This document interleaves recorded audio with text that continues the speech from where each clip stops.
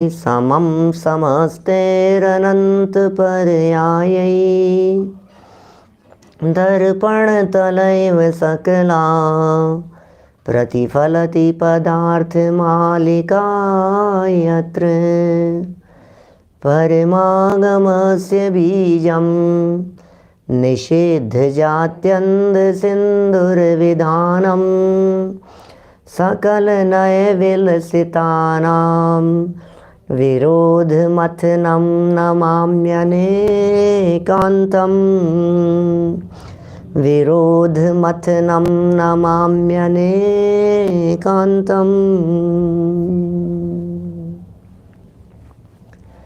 पुरुषार्थ सिद्धि उपाय नामक यह ग्रंथ अमृत चंद्राचार्य आज कुछ विशेष प्रेरणा देना चाहते हैं। वे कह रहे हैं कि हे श्रावकों, मुनिव्रत अंगीकार करो।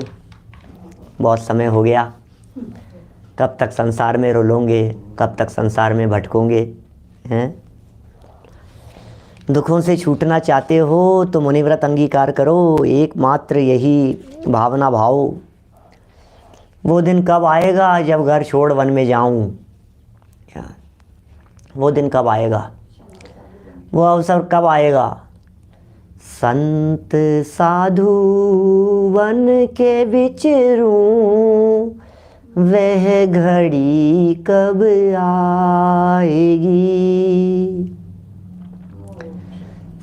चल पड़ूं मैं मोक्ष पथ में, वह घड़ी कब आएगी? वो घड़ी कब आएगी? वो अवसर कब आएगा? चल पड़ूं मैं मोक्ष पथ पे, वह घड़ी कब आएगी? संत साधु वन के विचरूं, वह घड़ी कब आएगी?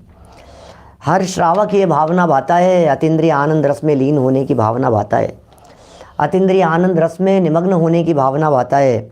अंदर में भावना ये होती है कि जिस आनंद की कणिका मैंने चखी है उसका प्रचुर वेदन कब करूँगा? वो अवसर कब आएगा?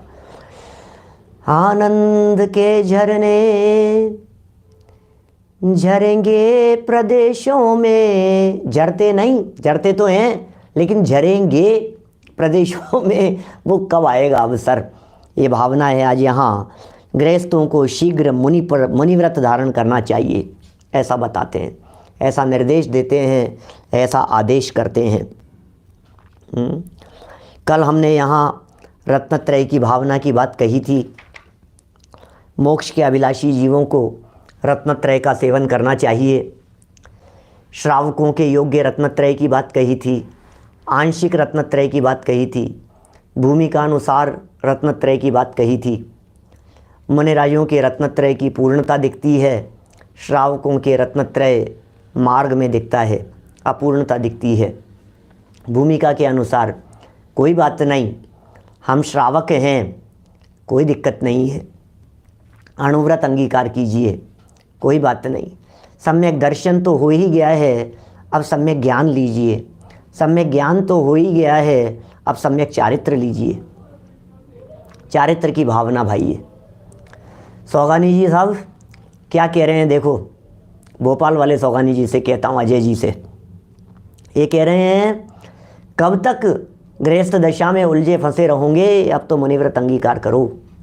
अंतिम उपदेश है, ऐसा मान लो आप। इससे ज़्यादा बढ़कर और क्या उपदेश हो सकता है? किसी भी श्रावक के लिए इस पंचम काल में पंचम काल के मुनि, पंचम काल के श्रावक को साधु बनने का उपदेश दे रहे हैं। बोलो, पंचम काल के मुनि कह रहे हैं यहाँ भानेंद्र जी साहब नैरोबी से। बोलो, पंचम काल के मुनि। और नहीं, हाँ, पंचम काल में कहाँ साधु हो सकते हैं? क्या बात कर रहे हो? और पंचम काल के श्रावकों को, और क्या कह रहे हैं? गृहस्थों को शीघ्र मुनिव्रत धारण करना चाहिए, ऐसा उपदेश दे रहे हैं। 210 नंबर का ये श्लोक है। मूल श्लोक पढ़ता हूँ, थोड़ी चर्चा करेंगे, सुंदर चर्चा है। देखिए, बद्धोद्यमेन नित्यं लब्ध्वा समयं च बोधिलाभस्य पद्मवलम्ब्य मुनीनां कर्तव्यम सपदि परिपूर्णम। क्या कह रहे हैं? गुजराती में 177 नंबर पेज है, 177। हिंदी में 253 नंबर पेज है। देखिए पुरानी पुस्तकों में, हाँ 210 नंबर का श्लोक है। अन्वयार्थ च माने और, यह विकल रत्नत्रय। विकल रत्नत्रय, क्या बात कर रहे हो? विकल रत्नत्रय क्या होता है? विकल, विकल रत्नत्रय। विकल माने अधूरा, क्या अभी अभी पूरा नहीं हुआ है। विकल माने अभी अधूरा है, ऐसा रत्नत्रय। मिल गया ना सबको? 179 180 पेज है पुरानी पुस्तकों में और 253 है नई पुस्तकों में। देखें, और यह विकल रत्नत्रय नित्यम बद्धोद्यमेन, निरंतर उद्यम करने में तत्पर ऐसे मोक्षाभिलाषी गृहस्थों को, उद्यम करने में जो तत्पर हैं, उद्यम करने में जो प्रयत्नशील हैं, ऐसे मोक्ष के अभिलाषी, मोक्ष की इच्छा रखने वाले। सर मैंने गलत बोल दिया था क्या? पेज नंबर पुराना 189 190 पेज नंबर है पुरानी पुस्तकों का, 189 190 पेज नंबर। क्या कह रहे हैं? विकल रत्नत्रय निरंतर उद्यम करने में तत्पर, उद्यम के लिए जो तत्पर हैं, उद्यम के लिए जो प्रयत्नशील हैं, ऐसे मोक्षाभिलाषी गृहस्थों को बोधि लाभस्य समयम लब्ध्वा, रत्नत्रय के लाभ का समय प्राप्त करके, रत्नत्रय के लाभ का समय प्राप्त करके, तथा मुनिनाम पदम, मुनियों के पद का, चरण का अवलंब्य, अवलंबन करके, सपदि परिपूर्णम कर्तव्यम, शीघ्र ही परिपूर्ण करना योग्य है। आदेश दे रहे हैं, आपने यदि रत्नत्रय को धारण किया है, आपके जीवन में यदि थोड़ा बहुत रत्नत्रय प्रकट हो गया है, तो आप उस रत्नत्रय की पूर्णता का प्रयत्न करो। आपके कदम बढ़ने चाहिए। आपको यदि ये मोक्ष मार्ग पसंद आ रहा है तो मुक्ति की प्राप्ति के लिए प्रयत्न करो। आपको यदि ये रत्नत्रय अच्छा लग रहा है तो रत्नत्रय के लिए कदम बढ़ाओ। आपको ये अतीन्द्रिय आनंद आत्मा पसंद आ रहा है तो आत्मा में समा जाने का प्रयत्न करो। क्या कह रहे हैं बोलो? प्रयत्न करो आत्मा में समा जाने का। आत्मा पसंद आता है कि नहीं ये बतलाओ। जिन्हें आत्मा पसंद आता है उन्हें दुनिया पसंद नहीं आती। जिसने अपने चैतन्य को देखा उसे जगत में देखने लायक और कुछ नहीं दिखाई दिया। क्या? जिसने एक दृष्टि अपने ज्ञायक स्वभाव पर दे ली, अब उसे दुनिया में कुछ देखने लायक नजर नहीं आता है। दुनिया में कुछ भी देखने लायक नजर नहीं आता है। दृष्ट्वा भवंतम अनिमेष विलोकनीयम नान्यत्र तोषमुपयाति जनस्य चक्षु, भक्तामर स्तोत्र। क्या कितने सुंदर बात कह रहे हैं। हे जिनेंद्र देव, आपको देख लेने के बाद में दुनिया में अब देखने लायक कुछ नहीं दिखाई देता है। क्या? जिसने अपने आत्मा को जान लिया, अब दुनिया में अब नहीं भटकेंगे संसार में, अब अपनी खबर हो गई है भैया। प्रभु जी अब ना भटकेंगे संसार में, अब अपनी अब अपनी खबर हमें हो गई। जिसने अपने आप को देख लिया, जिसने अपने सौंदर्य को देख लिया, जिसने अपने अतीन्द्रिय आनंद को देख लिया, जिसने अपने अतीन्द्रिय आनंद में अपने उपयोग को लगा दिया, अब उसे दुनिया में क्या देखने लायक दिखाई देता है? किसकी तरफ देखें भैया? क्या देखें? दुनिया में देखने लायक कुछ दिखता ही नहीं है। अपने ज्ञायक प्रभु को देख लेने के बाद, अपने चैतन्य के सौंदर्य को देख लेने के बाद, अपने ज्ञायक भगवान आत्मा के आनंद को चख लेने के बाद अब दुनिया में कोई आनंद दिखाई नहीं देता है। अब कोई आनंद नहीं है। क्या? अब आनंद लगता ही नहीं है हमारे को। क्या आनंद है? जिसे जगत आनंद कहता है वो आनंद नहीं है। इसलिए सारे जगत से दृष्टि हटाओ। चैतन्य चैतन्य भास रहे हो रे। भजन की लाइनें ऐसी लिखती है ना, चैतन्य चैतन्य भास रहे हो रे, अब तो बस चैतन्य चैतन्य चैतन्य, आत्मा ज्ञायक प्रभु, ये ध्रुव तत्व अंदर इस देह देवालय में विराजमान, एकमात्र उसके दर्शन कर लेने के बाद अब दुनिया में निगाह कहीं टिकती नहीं है। अब रस नीरस हो जात तत्क्षण, अब कुछ सुहाता नहीं है, अब कुछ पसंद आता नहीं है, तो दुनिया में कुछ पसंद नहीं आता है। ये पंचेंद्रिय के विषय भोग उलझाने वाले नजर आते हैं। अरे ये भोग भोगते हुए साक्षात नरक दिखाई देता है। विषय भोग और बाधाएं, ये जंजाल नजर आते हैं, घर गृहस्थी परिवार उलझने नजर आती है। ये कह रहे हैं यहाँ पर भैया, विकल रत्नत्रय से उद्यमवंत होकर के प्रयत्न करके आगे बढ़ते हुए मोक्ष के अभिलाषी गृहस्थों को रत्नत्रय का पूरा लाभ प्राप्त करने के लिए, परिपूर्ण लाभ प्राप्त करने के लिए मुनियों के चरण कमल का अवलंबन लेकर शीघ्र ही उसे परिपूर्ण करना चाहिए। योग्य गुरु के निर्देशन में जाकर के त्याग देना चाहिए सब कुछ, सारे विकल्पों को तोड़ देना चाहिए। विकल्प मुक्ति किल मुक्ति रेव, कषाय मुक्ति किल मुक्ति रेव, कषायों से मुक्ति ही एकमात्र मुक्ति है। समा जाओ अंदर। प्रदीप पाटनी जी बोलो, अंदर समा जाओ, बस कषाय मुक्ति चाहिए हमारे को। अरे अब विषयों में ना ही रमेंगे, निजानंद पाने करेंगे, प्रभु भोगों में ना ही फंसेंगे, निजानंद अब भोगों में ना ही उलझेंगे, निजानंद पाने करेंगे। क्या करें साहब, आप बतलाइए क्या करें, क्या आदेश है, क्या निर्देश है, क्या कहना चाहते हैं। टीका पढ़ते हैं। टीका हेडिंग में तो कह ही दिया था, हेडिंग में तो बता ही दिया था मुनिव्रत धारण करना चाहिए। अब कह रहे हैं टीका में, नित्यम बद्धोद्यमेन, नित्यम बद्धोद्यमेन बोधिलाभस्य समयम लब्ध्वा च मुनीनां पदम अवलम्ब्य सपदि परिपूर्णम कर्तव्यम। ओहो, ये कर्तव्यम ज्ञानियों का कर्तव्य बतला रहे हैं। उपयोग की एकाग्रता ज्ञानियों का कर्तव्य है।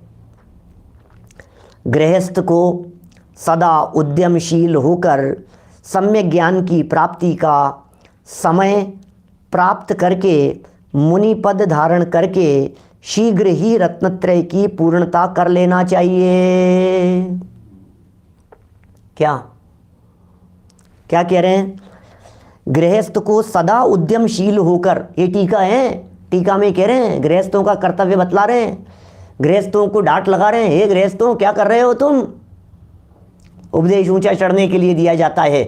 ये कह रहे हैं, हे गृहस्थों उद्यमशील होकर सम्यक ज्ञान की प्राप्ति का समय प्राप्त करके, समय आ गया है सम्यक ज्ञान प्राप्त करने का, समय आ गया है केवल ज्ञान प्राप्त करने का, समय आ गया है निर्वाण की प्राप्ति का, समय आ गया है अपने आप में समा जाने का। मुनि पद धारण करके शीघ्र रत्नत्रय की पूर्णता कर लेनी चाहिए। रत्नत्रय की पूर्णता कर लो। क्या मुनिव्रत अंगीकार करो, रत्नत्रय की पूर्णता कर लीजिए, ये निर्देश है यहाँ पर। देखिए क्या कह रहे हैं, भावार्थ पढ़ते हैं, चले ना आगे। कुछ कुछ विशेष बातें कहना चाहते हैं। विवेकी पुरुष गृहस्थ दशा में ही संसार, शरीर और भोगों से विरक्त होकर सदैव मोक्ष मार्ग में उद्यमी रहते हैं। वाह, आपसे कह रहे हैं भाई साहब, आपसे कह रहे हैं, हमारी और आपकी सबकी बातें चल रही है। हम सब विवेकशील हैं, हम सब विवेकवान हैं। नरेश लुवाड़िया जी साहब बोलो, हम सब विवेकवान हैं, हम सब बुद्धिमान हैं। हम लोगों को कह रहे हैं गृहस्थ दशा में ही संसार लगने लगा अब आसार, निज ज्ञायक की सुधि आई। कब लगने लगा? दीक्षा ली नहीं है अभी। दीक्षा कल्याण के समय पर दीक्षा कल्याण के समय पर पंच कल्याणकों में ये गीत गाया जाता है। दीक्षा से पहले, दीक्षा के बाद नहीं, दीक्षा के पहले। संसार लगने लगा अब आसार, निज गायक की सुधि आई। गृहस्थ दशा में संसार दिख रहा है, शरीर दिख रहा है, भोगों से विरक्ति हो रही है। अरे अरे ये भोग, अरे अरे क्या लग रहा है, भोगों में दुर्गंध आती है, भोगन में आवे न तो ही गिलानी। क्या तुझे भोगों में गिलानी नहीं आती है, भोगों में नीरसता नहीं दिखती है, भोगों की दशा को देख करके वैराग्य नहीं होता है, शरीर को देख करके विरक्ति नहीं होती है, संसार के स्वरूप को देख करके तुझे वैराग्य भाव जागृत नहीं होता है। अरे जगत के स्वरूप को देख तो सही। उमा स्वामी आचार्य कहते हैं, जगत काय स्वभावो वा संवेग वैराग्यार्थम। जगत काय स्वभावो वा संवेग वैराग्यार्थम। जगत काय स्वभावो वा संवेग वैराग्यार्थम। जगत का स्वरूप, काय का स्वरूप संवेग और वैराग्य के लिए है। जगत के स्वरूप का विचार कर। अरे रे, जिसके हृदय में देखते हैं, जहाँ खड़े हो जाते हैं, मायाचारी नजर आती है, छल कपट नजर आते हैं, बेईमानी नजर आती है, धोखाधड़ी नजर आ रही है। अरे भैया विरक्ति नहीं होती है, देख देख करके भी, शरीर को देख करके विरक्ति नहीं होती है। आज यहाँ फोड़ा हो गया, आज यहाँ फुंसी हो गई, आज यहाँ से घाव हो गया, आज यहाँ से काला हो गया, आज कैंसर के कण फूटते हुए नजर आ रहे हैं, आज यहाँ गांठ हो गई है, आज ये हो गया है, आज वो हो गया। क्या ये दांत निकलते हुए हिलते नजर आ रहे हैं, बाल काले से सफ़ेद होते हुए नजर आ रहे हैं, झड़ते नजर आ रहे हैं, आज कान में मशीन लग गई है, आज आँख का ऑपरेशन है, आज दाढ़ काम नहीं कर रही है। इस शरीर की दशा को देख देख करके वैराग्य नहीं होता है। बोलो, सुबट हो गए, लगता नहीं है हमारे को ऐसा। संसार, इस शरीर के स्वरूप को देख देख करके विरक्ति आनी चाहिए कि नहीं आनी चाहिए? कब तक संभालोगे इसको? बोलो, कब तक संभालने में लगे रहोगे? कब तक इसके पीछे भागते रहोगे? लकड़ी लेकर, डंडा लेकर के, घोड़े पर सवार होकर के, नहीं नहीं चलाऊंगा, नहीं नहीं चलाऊंगा। आंखें खराब हो गई, पाती लगा दी हैं, कान खराब हो गए, मशीन लगा दी, वॉल्व खराब हो गया, वॉल्व लगा दिया, किडनी खराब हो गई, किडनी लगा दी, ब्लॉकेज हो गए, स्टंट लगा दिए, ब्लॉकेज थे स्टंट लगा दिए, ओपन हार्ट कर दी, ये कर दिया, वो कर दिया, दांत पूरा जबड़ा बदल दिया। क्या है, सड़े गले शरीर को कब तक संभालता रहेगा? नी प्लेसमेंट हो गया, घुटने बदल दिए, हार्ट बदल दिए, ब्लड चढ़ रहा है, क्या हो क्या रहा है? झुर्रियाँ पड़ रही है चेहरे के ऊपर, चेहरा काला पड़ गया है। देख देख करके विरक्ति नहीं होती है इस विनाशी शरीर को देख करके? ये नाशवान शरीर है भैया, ये भोग विरक्ति का साधन है। इन भोगों को देख करके विरक्ति होनी चाहिए।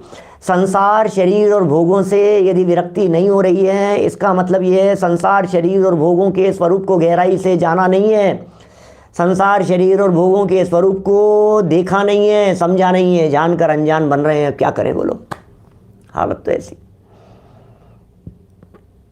जानकर अनजान क्यों तुम बन गए? ढीठ हो रहे हैं प्रमोद जी भाई साहब, रोम रोम में 96 रोग। आगम कह रहा है डॉक्टर के पास में तकलीफ थी, दर्द था और जांच कराने के लिए गए। मेरे दर्द था ना यहाँ, है भी अभी पूरी तरह मिटा नहीं, तो बोले इलाज कराने के लिए गए, डॉक्टर को दिखाया, लगा हार्ट की प्रॉब्लम होगी। सारे टेस्ट करा लिए, सारे सब टेस्ट किए उन्होंने, जो हो सकते थे सब, उस पर ट्रेडमिल पर चलाया, दौड़ाया, सब टेस्ट किए, और फिर सब रिपोर्ट्स आई तो बोले संजीव जी सब नॉर्मल है। मैंने कहा नॉर्मल है, ये दिक्कत लग रही है, दर्द हो रहा है और आप कह रहे हो रिपोर्ट्स नॉर्मल है, तुम्हारी सारी मशीनें खराब है। जिनवाणी कह रही है रोम रोम में 96 रोग है और रिपोर्ट्स नॉर्मल आती है, तो हम जिनवाणी की बात को सच्ची माने कि तुम्हारी मशीनों को सच्ची माने? बोलो क्या कहें? जिनवाणी कह रही है रोगों से भरा हुआ है, तन रोगों की खान है। क्या? तन रोगों की खान है। क्या क्या 4 शब्द हैं इस तरह के। और ज्ञान सुखों की खान और दुख की खान अज्ञान। तन रोगों की खान है। और 4 शब्द थे ऐसे, 4 चरण हैं, बहुत सुंदर पंक्तियां हैं, 3 तो बोल दिए मैंने।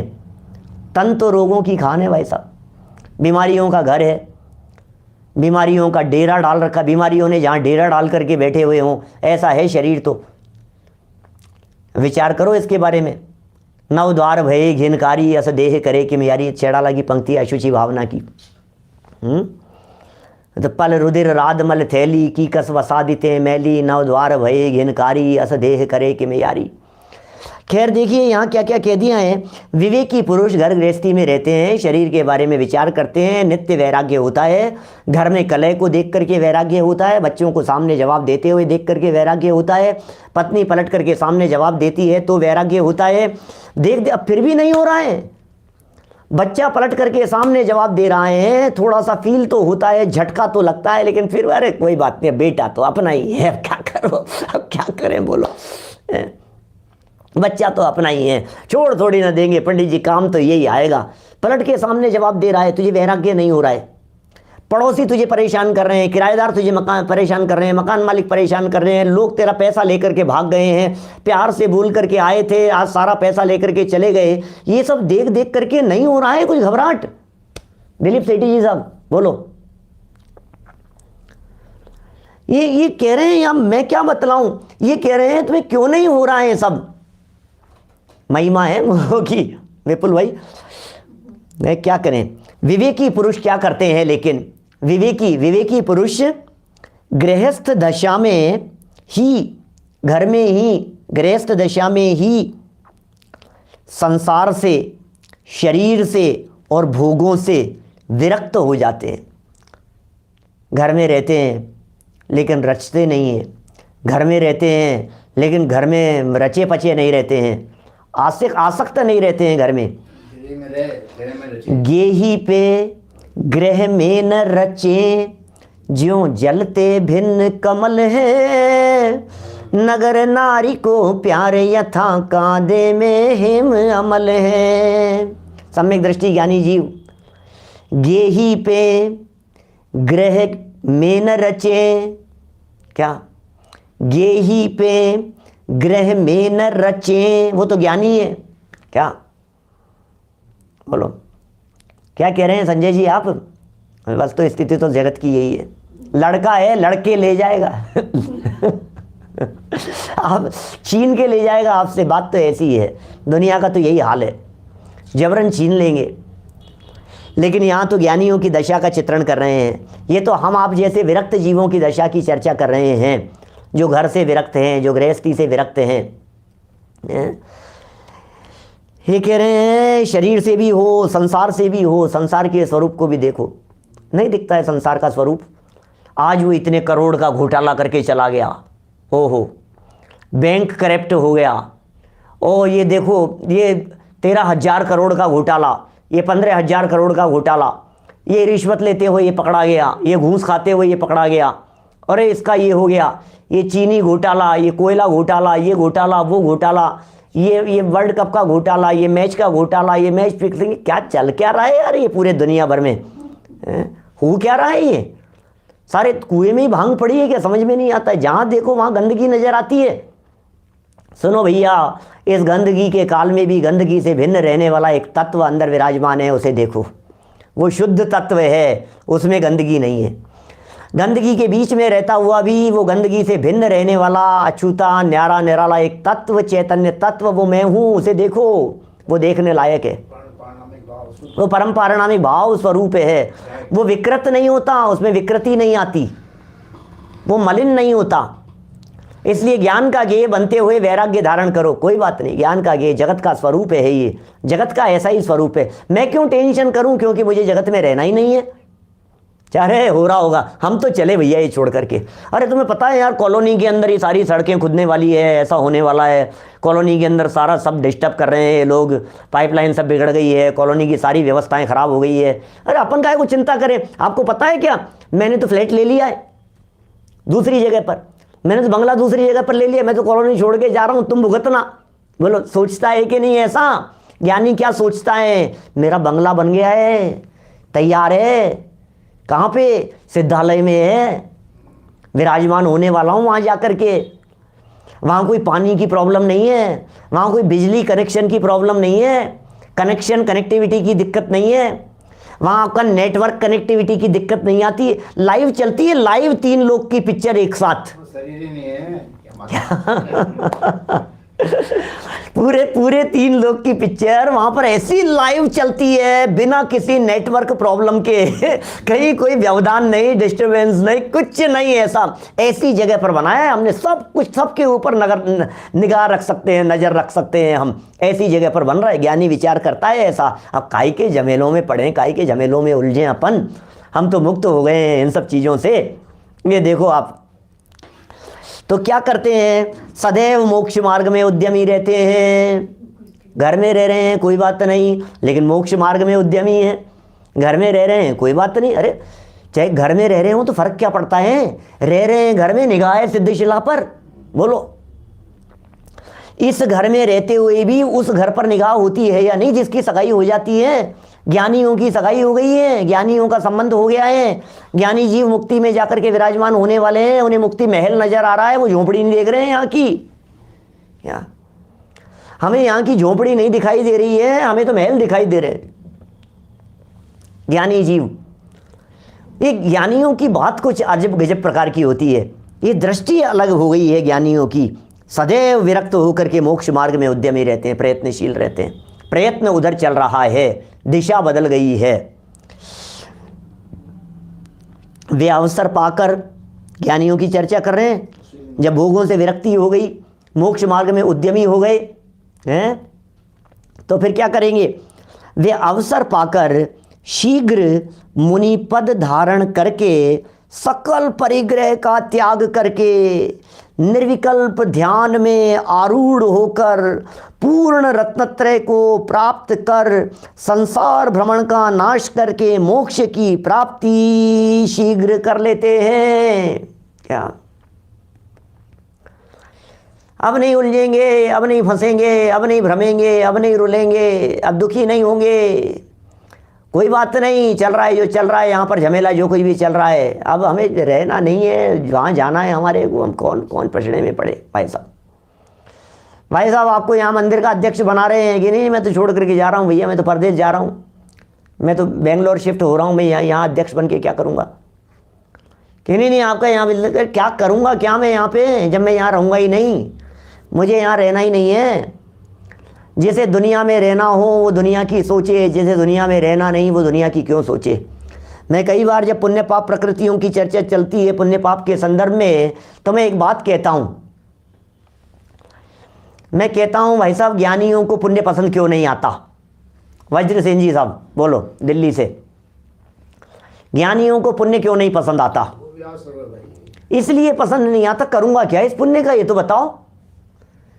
मेरा बंगला जहाँ बन रहा है वहाँ तो पुण्य काम आएगा नहीं, और जहाँ पुण्य काम आता है वहाँ मुझे रहना नहीं। अब करूँ क्या। कि नहीं, पुण्य का उदय होगा ना भाई साहब, तो आपके घर में अच्छा फर्नीचर लग जाएगा। पुण्य का उदय होगा ना तो आपके घर में अच्छे कैमरे लग जाएंगे, अच्छे टेलीविज़न होंगे, अच्छी सुविधाएं होगी। पुण्य का उदय होगा तो आपके अच्छे सोफ़ा सेट होंगे, अच्छे ये सब सब सब बहुत अच्छे हो जाएंगे। लेकिन मुझे रहना ही नहीं है इस घर में, अब क्या करूँ बोलो, अब क्या करूं। ज्ञानियों को वो पुण्य क्यों पसंद आएगा जो पुण्य किसी काम आने वाला नहीं है, उनके पुण्य काम ही नहीं आता है, मुझे जाना दूसरी जगह है। अच्छा बतलाइए, सिद्धालय के अंदर पुण्य क्या काम आएगा भाई साहब। पुण्य से अच्छा शरीर मिलता है, सिद्धालय में शरीर ही नहीं है। पुण्य से अच्छा मकान मिलता है, सिद्धालय में मकान की जरूरत ही नहीं है। पुण्य से अच्छा भोजन मिलता है, अरे सिद्धालय में आत्मा का अतीन्द्रिय आनंद रस चखते हैं, अंदर का आनंद भोगते हैं, बाहर के भोजन की जरूरत नहीं है। अब बताओ क्या करूं मैं वहां सिद्धालय में ले जा करके। नहीं, ये पुण्य के उदय से अच्छे आभूषण मिलेंगे, अरे शरीर ही नहीं है, मैं आभूषणों का क्या करूंगा, मुझे जरूरत क्या, ये पुण्य से होगा क्या ये तो बताओ। संसार की सुविधाएं मिलेगी, अरे जिन्हें संसार में रहना हो वे संसार की सुविधाओं के बारे में विचार करें, मुझे संसार में रहना नहीं है। मैं क्यों विचार करूं संसार की सुविधाओं के बारे में, जब मुझे संसार में रहना नहीं है तो मैं संसार की सुविधाओं के बारे में क्यों विचार करूं। रहना ही नहीं है, खत्म कहानी, रहना ही नहीं है। वे कह रहे हैं यहाँ शीघ्र मुनि पद अंगीकार करने की भावना भाते हैं।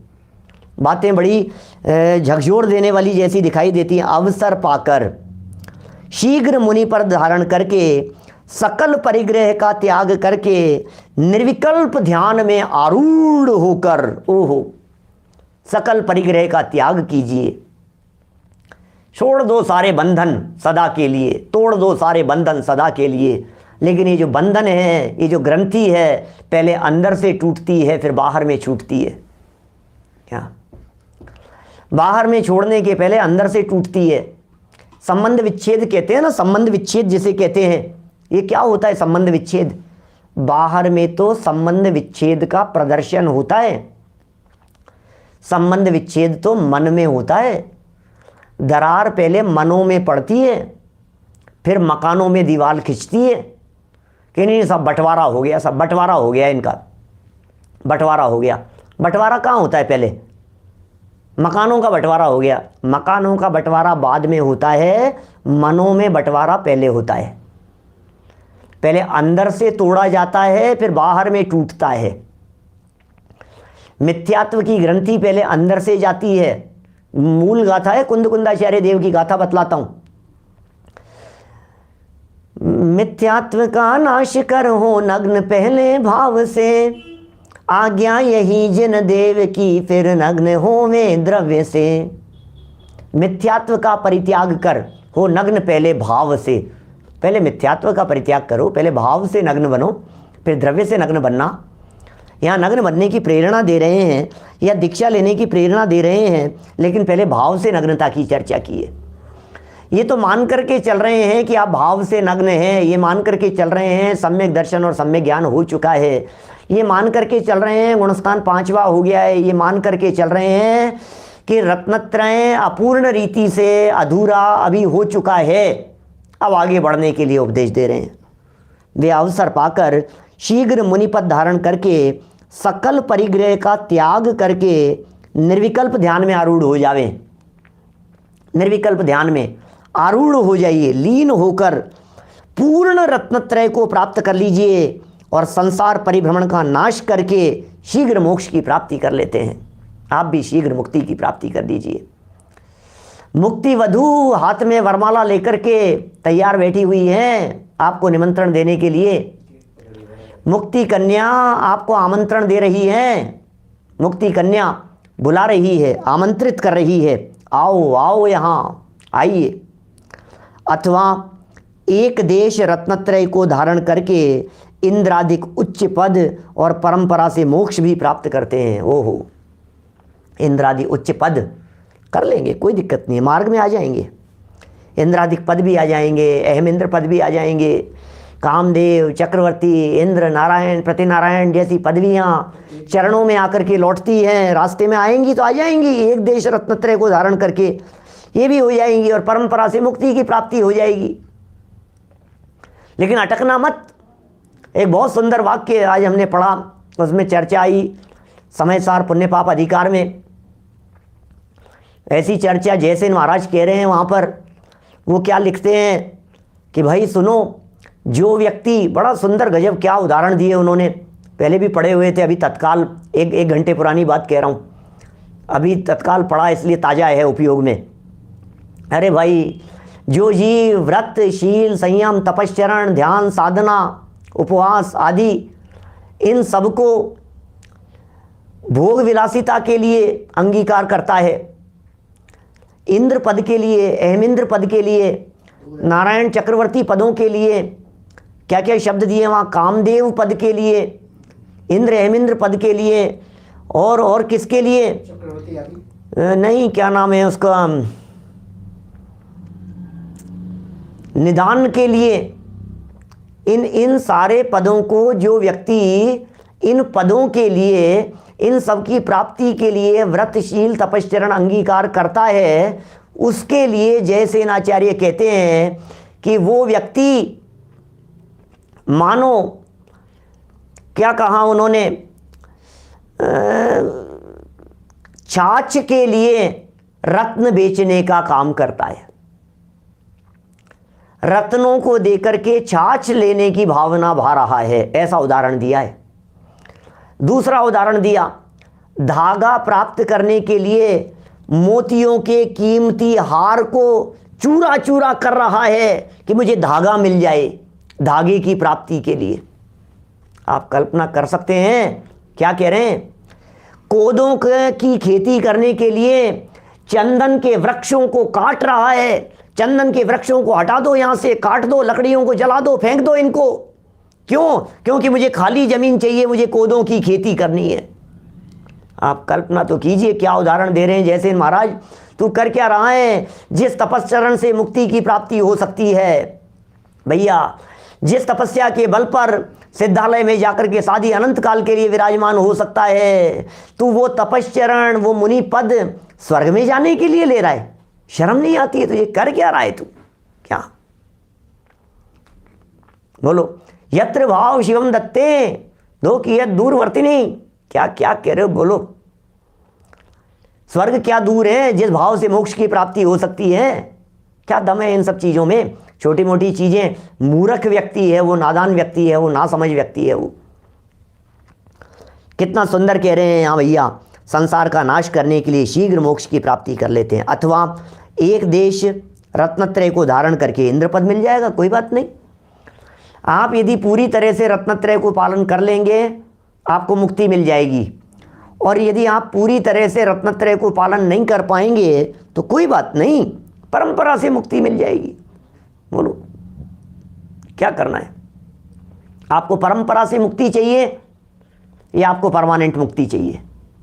परंपरा से चाहिए हो तो रत्नत्रय की अपूर्णता भी ठीक है, कोई बात नहीं। और यदि आपको परंपरा से मुक्ति नहीं चाह करके अभी डायरेक्ट मुक्ति चाहिए तो मुनिव्रत अंगीकार कर लो, डायरेक्ट मुक्ति की प्राप्ति हो जाएगी।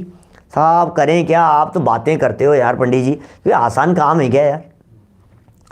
आपने कह दिया और ऐसे मुक्ति हो गई, ऐसे कोई मुक्ति हुई, ऐसे कोई लाइन लग रही होगी मुक्ति जाने के लिए कोई है, हम भी लाइन में लग गए और मिल जाए, ऐसे कोई टिकट बट रहा होगा कोई, आपने कह दिया और हो जाएगा? कोई आसान काम थोड़ी ना है पंडित जी। कहना बहुत आसान है, करना बहुत कठिन काम है, होता नहीं है ऐसा सब कुछ। ये सब बातें करना अलग चीज़ होती है, प्रैक्टिकल सोचा करो थोड़ा सा, बैठ करके बातें कर लेते हो आप, इससे कुछ होने जाने वाला नहीं है। लोग ऐसी बातें कहते हैं, सुनो जरा उनको क्या कहते हैं। भैया स्टेप बाय स्टेप होगा तो करें क्या वो बताते हैं।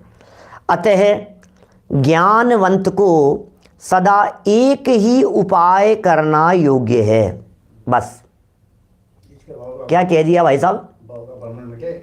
सुनो सुनो, आपको आपकी बात आपके पास में, हम क्या बताएं? आपका प्रश्न बिल्कुल वाजिब है, आप जो बात कह रहे हो ये बात बिल्कुल सही नज़र आ रही है हमारे को, इस बात में रंच मात्र भी गलती नहीं है। करना क्या है वो सुनो जरा, करना क्या है? ये कह रहे हैं आप ज्ञानवंत है ना, आपका उद्यम क्या होना चाहिए? एक ही प्रयत्न होना चाहिए। ज्ञानवंत को एक ही प्रयत्न होना चाहिए, एक ही उपाय करना योग्य है। कि क्या उपाय करें? बोले जिससे भव भ्रमण मिटे। बस खेल खत्म। क्या करें भाई साहब? आलोक जी भाई साहब क्या करें? बोलो मुकेश जी भाई साहब क्या करें? क्या करें बतलाइए आप? जिससे भव भ्रमण मिटे, हर श्वास उसी के लिए बहे, ये आत्मार्थी का कर्तव्य है।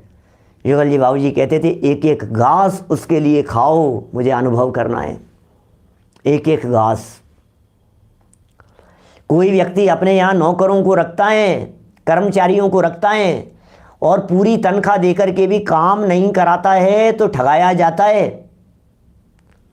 तनख्वाह दे रहा है, पैसा दे रहा है, काम नहीं करा रहा है तो इसे लगता है ठगाया जा रहा है। ऐसे ही बापू इस बात का विचार कर, इस देह को खिला रहा है, इस देह को निलारा धुला है, संभाल रहा है, लेकिन इससे आराधना का काम नहीं निकाल पा रहा है तो ठगाया जा रहा है, ठगाया जा रहा है। इस देह के माध्यम से आराधना का काम निकलना चाहिए, प्रयोजन सिद्ध होना चाहिए। देह को खिला करके इसके माध्यम से कुछ होना चाहिए। बोलो समझ में आ रही है बात? क्या कह रहे हैं ये? कुछ तो करो। ज्ञानवंत को एक ही उपाय, बस कोई बात नहीं। हर श्वास उसी के लिए बहे, हर घास उसी के लिए हो। बोलो रतन चाचा जी क्या कह रहे हैं बतलाओ? ये कह रहे हैं ज्ञानवंत को एक ही उपाय करना है, दूसरा कोई उपाय नहीं करना है। खाना खाता है तो वो, नहाता है तो वो, रोटी खाता है तो वो, घूमने जाता है तो बस में बैठा हो चाहे ट्रेन में बैठा हो, एक उपाय एक उपाय एक उपाय, मुझे तो मुक्ति की प्राप्ति, मुझे तो मुक्ति की प्राप्ति। आप कहाँ जा रहे हो? अरे जिसके 2 महीने पहले शिखर जी की टिकट बन जाते हैं, उसका हर स्वर ये निकलता है शिखर जी जा रहे हैं, शिखर जी जा रहे हैं। बाजार जाता है तो शिखर जी जा रहे हैं, ऑफिस में जाता है तो शिखर जी जा रहे हैं, यहाँ जाता है तो शिखर जी जा रहे हैं, घर में चर्चा चलती है तो शिखर जी जा रहे हैं। 2 महीने से वही चल रही है। तो जब जो व्यक्ति मोक्ष जा रहा हो, उसके खाने पीने उठते बैठते समय मोक्ष मोक्ष मोक्ष मोक्ष नहीं दिखता हो, तो इसका मतलब वो कर क्या रहा है? सारी चर्चा उसके लिए होनी चाहिए ना। एक बात बस, क्या कह रहे हैं, जिससे भाव भ्रमण मिटे, खेल खत्म, बस और कुछ नहीं चाहिए हमारे को, एक ही काम करना है। ज्ञानवंत को सदा एक ही उपाय करना योग्य है, एक ही उपाय करना योग्य है। ज्ञानवंत की चर्चा कर रहे हैं, भोगियों की चर्चा नहीं कर रहे हैं, रागियों की चर्चा नहीं कर रहे हैं भैया। यहाँ तो बात कह रहे हैं, ज्ञानियों की बात कर रहे हैं, ज्ञानवंत लोगों की बात कर रहे हैं, समझदार लोगों से बात कर रहे हैं। ना समझों से बात नहीं करनी है हमारे को, समझदारों से बात कर रहे हैं। क्या बात करते हो? एक ही उपाय है। क्या उपाय है कि साहब, क्या उपाय है साहब, क्या करूँ साहब, क्या करूँ ये बतलाओ। कोई व्यक्ति गड्ढे में गिर गया, क्या करूँ? बोले एक ही उपाय है, निकलने का प्रयत्न कर। कि नहीं वो तो बाद में कर लूँगा, और बताओ क्या करूँ, रोटी खा लूँ क्या यहाँ गड्ढे में बैठ के? अरे मूर्ख, पहले निकलने का उपाय कर। क्या कह रहे हैं तुझे? गड्ढे में गिरा पड़ा हुआ है तो निकलने का उपाय क्यों नहीं करता है? ये जिन धर्म मिल गया है, ये जिनवाणी मिल गई है, ये जिससे भाव भ्रमण मिटे। बस एक एक लाइन ऐसी लाइनें दिखती है, जिससे भाव भ्रमण मिटे। भैया क्या कर रहे हो ये बताओ? स्वाध्याय किस लिए? जिससे भाव भ्रमण मिटे। पूजन किस लिए? जिससे भाव भ्रमण मिटे। आत्मचिंतन कैसा? जिससे भाव भ्रमण मिटे। रोटी क्यों खा रहे हो? कि मुझे भाव भ्रमण मिटाना है, इसलिए भाई साहब भाव भ्रमण मिटाना है, जिससे भाव भ्रमण मिटे। हैं, अंडरलाइन करने जैसी लाइन नहीं दिखती है ऐसी? कर्म बंध का नाश का उपाय है क्या? वह धर्म ध्यान का दूसरा उपाय अपाय विचय है, और इसी का दूसरा नाम उपाय विचय है। ये धर्म ध्यान है, ये धर्म ध्यान कह रहे हैं। आप जानते हैं इस पंचम काल में शुक्ल ध्यान तो होता नहीं है। पंचम काल में संतोष जी साहब, इस पंचम काल में शुक्ल ध्यान तो होता नहीं है, बराबर? अच्छा, और आर्त ध्यान और रौद्र ध्यान करने लायक नहीं है। 4 प्रकार के ध्यान है ना, आर्त ध्यान, रौद्र ध्यान, धर्म ध्यान, शुक्ल ध्यान। शुक्ल ध्यान इस पंचम काल में होता नहीं है, ठीक है? तो इसको तुम मिटा दो, बंद कर दिया। आर्त ध्यान और रौद्र ध्यान ये दोनों करने लायक नहीं है, इनको बंद कर दो। अब क्या बच गया? अकेला धर्म ध्यान बचा है। धर्म ध्यान करो कि साहब कैसे करें साहब धर्म ध्यान? आप बता दो पंडित जी, धर्म ध्यान कैसे करें? बोले धर्म ध्यान के 4 भेद हैं, आज्ञा विचय, अपाय विचय, विपाक विचय और संस्थान विचय। तो उसमें से ये जो चर्चा यहाँ कर रहे हैं, भव भ्रमण मिटे, ये चिंतन ये अपाय विचय है। ऐसा चिंतन करो, भव भ्रमण कैसे मिटेगा? ऐसा चिंतन करो, रागादि से कैसे मुक्त होऊंगा? ऐसा चिंतन करो, संसार के बंधनों से कैसे मुक्ति होगी? ऐसा विचार चिंतन करो। प्रभु जी अब ना भटकेंगे संसार में, अब अपनी अब अपनी खबर हमें हो गई। बोलो, विचार करो, ये अब नहीं भटकेंगे प्रभु, अब नहीं भटकेंगे। मरे अनंत बार बिन समझे, अब नहीं बस, अब नहीं, बहुत हो गया, बहुत हो गया। बहुत भटक लिए, बहुत रुल गए, बहुत भटक लिए, बहुत दुखी हो लिए, बहुत दर दर की ठोकरें खा ली है, अब नहीं खाएंगे, अब नहीं खाएंगे भाई साहब। क्या अब भटकने का समय नहीं है, अब उलझने का समय नहीं है, अब तो सुलझने का टाइम आ गया है। बीती ताही बिसार दे, अनंत काल नरकों में बीत गया, अनंत काल एक इंद्रियों में बिताया, अनंत काल विकलत्रयों के अंदर बिताया, अनंत काल 2 इंद्री 4 इंद्री असंगी पर्यायों में बिताया, तिर्यंच गतियों में बिताया, बिता दिया।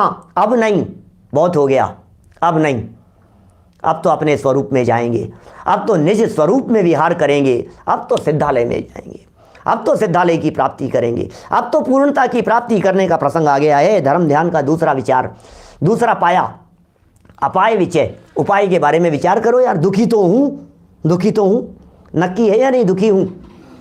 आज सुबह मोक्ष मार्ग प्रकाशक 265 नंबर प्रवचन में चर्चा की थी, दुखी तो हूँ। 266 नंबर था क्या?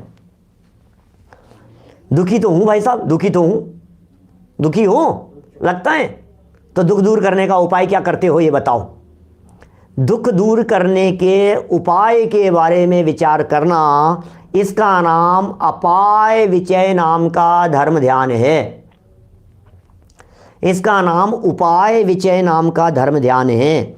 उपाय अपाय विचय, इसी का दूसरा नाम उपाय विचय है। रत्नत्रय की प्राप्ति के उपाय को उपाय विचय कहते हैं। रत्नत्रय की प्राप्ति का उपाय क्या है? रत्नत्रय की प्राप्ति का उपाय करो, रत्नत्रय की प्राप्ति के लिए प्रयत्न करो, रत्नत्रय के मार्ग में लगे रहो। बस रत्नत्रय ही एकमात्र मुक्ति का हेतु है। ये रत्नत्रय क्या चीज़ है? इस रत्नत्रय का चमत्कार क्या है? क्या ये रत्नत्रय बंधन कराता है या इस रत्नत्रय से मुक्ति ही मिलती है? इन प्रश्नों का यथोचित समाधान आचार्य देव आगे 211 नंबर के श्लोक में करने वाले हैं, जिसकी चर्चा हम करेंगे कल ठीक 8 बजे। अभी की बात को यहीं विराम। दोपहर की इस चर्चाएं बड़ी सुंदर चल रही है। एक क्षत्र चूड़ामणि की बड़ा आनंद, आज भी 155 नंबर का प्रवचन था शायद। बड़ा सुंदर चर्चा, मार्मिक चर्चा चल रही है। मोक्ष मार्ग प्रकाशक सुबह यथावत, नए चक्र की क्लास चलेगी कल भी, और अभी जनवाणी स्तुति। निज निधि निज में बताई, यह अनंत उपकार है। उसके लिए जिन वाणी माँ को वंदना शत बार है, वंदना शत बार है। नमो अरिहंताणम, नमो सिद्धांताणम।